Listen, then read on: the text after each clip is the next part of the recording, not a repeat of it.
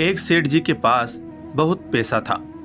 उनके पास बहुत बड़े बड़े बिजनेस चल रहे थे और जैसे जैसे उनका बिजनेस बढ़ता जा रहा था, उस सेठ की भक्ति प्रभु में बढ़ती जा रही थी।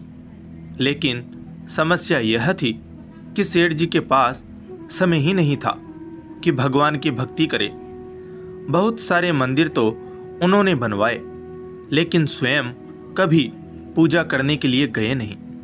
उन्होंने मंदिर में पुजारी रख दिए और पुजारी को नियुक्त कर दिया कि आपको सुबह शाम इन मंदिरों में पूजा करनी है। वह सेठ घर में बैठकर खुश रहता था कि मंदिर में पुजारी तो रख दिए हैं, वह सब भगवान की पूजा करते रहेंगे, वहाँ सब संभाल लेंगे और इससे ज़्यादा भगवान को चाहिए ही क्या। लेकिन एक बार उनके बिजनेस में बहुत बड़ा घाटा हुआ। वह ऐसे संकट में फंस गए कि जहां उन्हें 100 करोड़ रुपयों की आवश्यकता थी और जब उन्हें लगा कि मैं अब हर तरफ से गिर चुका हूं, बर्बाद होने के कगार पर पहुंच चुका हूं, पैसा कहीं से भी अरेंज नहीं हो पा रहा है, तो याद आया कि मैंने इतने सारे मंदिर बनवाए हैं और भगवान को प्रसन्न किया है, तो चलो चल करके उनसे मांगते हैं।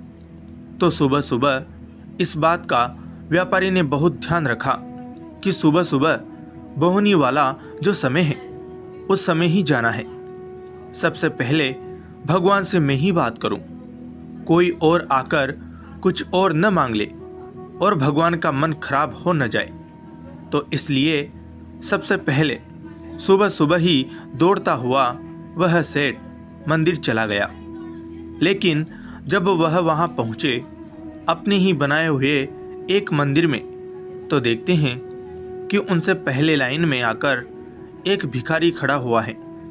सेठ जी का दिमाग खराब हो गया कि यह भिखारी मुझसे पहले आ तो गया और यह भगवान से पता नहीं क्या मांगेगा और भगवान का कहीं यह मन खराब ना कर दे, उनकी इच्छा ही खराब हो जाए कि क्या पता वह मुझे मेरा मांगा हुआ दे या ना दे।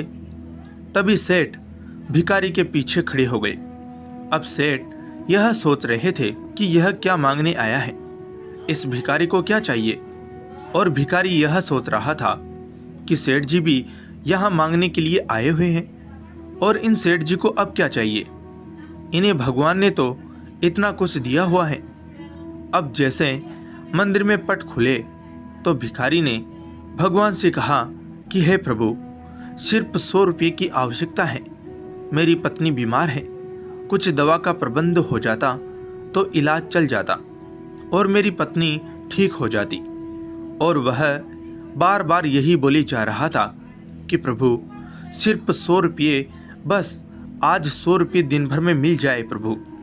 अब सेठ का दिमाग खराब हो गया। वह सोच रहा था कि यह भिखारी तो हट ही नहीं रहा, इसकी प्रार्थना चली जा रही है। तभी सेठ ने बिना देरी किए उस भिखारी के हाथ में 100 रुपये का नोट रखा और कहा, जाओ जाओ, ये लो 100 रुपये और निकलो यहाँ से। लेकिन भिखारी 100 रुपये पाकर बहुत ही ज़्यादा खुश हो गया और उसने भगवान का धन्यवाद करते हुए उस सेठ का भी शुक्रिया अदा किया। अब सेठ जी भगवान से हाथ जोड़कर कहने लगे कि प्रभु, उस भिखारी को तो मैंने भगा दिया 100 रुपये देकर, अब मेरी बात सुन लो, मुझे 100 रुपये नहीं 100 करोड़ रुपये चाहिए।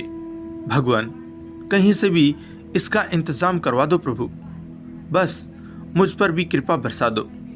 ऐसे ही वह मंदिर में बोले जा रहे थे बार बार। तो कमाल यह हुआ कि मूर्ति में से भगवान प्रकट हुए और कहने लगे कि तूने इस भिखारी से तो मेरा पीछा छुड़वा दिया, उसे 100 रुपये दे करके। अब मुझे तुझसे भी बड़ा अधिकारी ढूंढना पड़ेगा जो आए और तुझे 100 करोड़ रुपये दे करके तुझसे मेरा पीछा छुड़वा दे। सेठ जी की आंखों में आंसू आ गए। कहने लगे, प्रभु ऐसा क्यों कह रहे हो।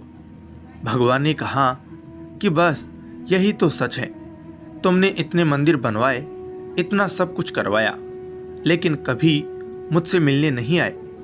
आज भी आए हो तो तब आए हो जब तुम्हें कुछ मांगना है। मैं प्रेम का भूखा हूँ, बस मिलने ही चले आते तो मैं इतना बड़ा संकट आने ही नहीं देता। बहुत छोटी सी कहानी है दोस्तों, जिसका सार यह समझाता है कि जहाँ बहुत ज़्यादा मांगा जाता है वहाँ प्यार खत्म हो जाता है, प्रेम समाप्त हो जाता है। इसलिए मांगना बंद कीजिए, और अगर मांगना ही चाहते हैं तो सब्र मांग लीजिए कि प्रभु मुझे धैर्य दीजिए, सब कुछ मैं अपने दम पर करूँगा, बस मुझे सब्र दे दीजिए और आपकी कृपा बनाए रखिए। और जब भी आप उनके दर पर जाए तो उनसे मिलने के लिए जाए, उनसे मांगने के लिए ना जाए। वह तो सबके लिए अच्छा ही करते हैं और अच्छा ही करते रहेंगे। धन्यवाद।